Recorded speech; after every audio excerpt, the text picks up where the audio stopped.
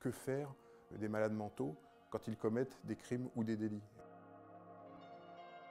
Je suis journaliste, je suis chroniqueur judiciaire du Figaro depuis maintenant 20 ans. J'ai plus un attrait pour les procès que pour les faits divers. Ça peut paraître une distinction un peu artificielle, mais le procès, c'est un moment plus apaisé, un peu moins fou. Le fait divers, c'est un peu la course à l'info, et le procès, c'est quand on a tout, qu'on met à plat et qu'on essaie de comprendre.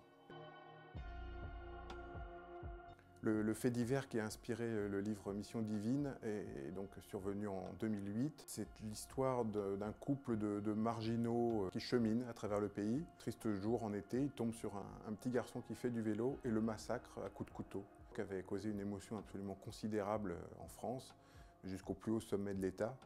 Il y a eu un procès. L'accusé, qui s'appelle dans la vraie vie Stéphane Moitoiret, a été condamné à perpétuité.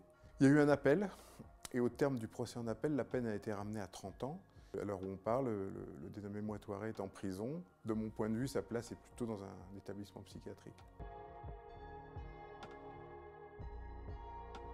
J'ai voulu déjà essayer de montrer à quoi pouvait ressembler l'avant-crime, ce dont finalement on parle assez peu dans le procès. On se focalise sur un moment très court.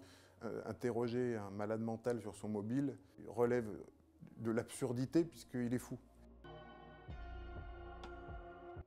Le cas des malades mentaux est tellement singulier que la loi l'a prévu, et en France, on a décidé, ça s'est passé au 19e siècle, qu'on ne jugerait pas les malades mentaux. Le code pénal dispose de manière très claire que les personnes dont le discernement était aboli au moment des faits ne relèvent pas de la sanction pénale. Ils relèvent de soins psychiatriques. La justice, c'est une espèce de machine, il y a une machine à juger les gens, qui a été conçue pour des gens sains d'esprit. C'est-à-dire qu'on leur pose des questions, ils répondent et on en tire des conséquences.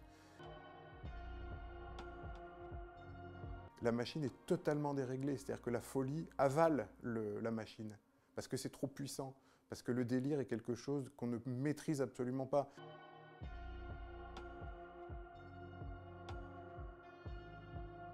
La réflexion sur la responsabilité pénale, elle est absolument... C'est une espèce de truc un peu sous-marin qui sort la tête à chaque fait divers dans lequel est impliquée une personne dont la responsabilité pénale est mise en cause. Il faut savoir que les malades mentaux sont très rarement auteurs de faits criminels. Mais quand il a lieu, il est toujours extrêmement spectaculaire et extrêmement choquant, puisque c'est des crimes qui n'ont pas de...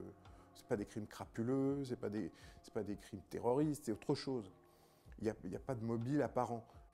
Donc, émotion, et donc la politique s'en empare, et on dit il faut changer la loi.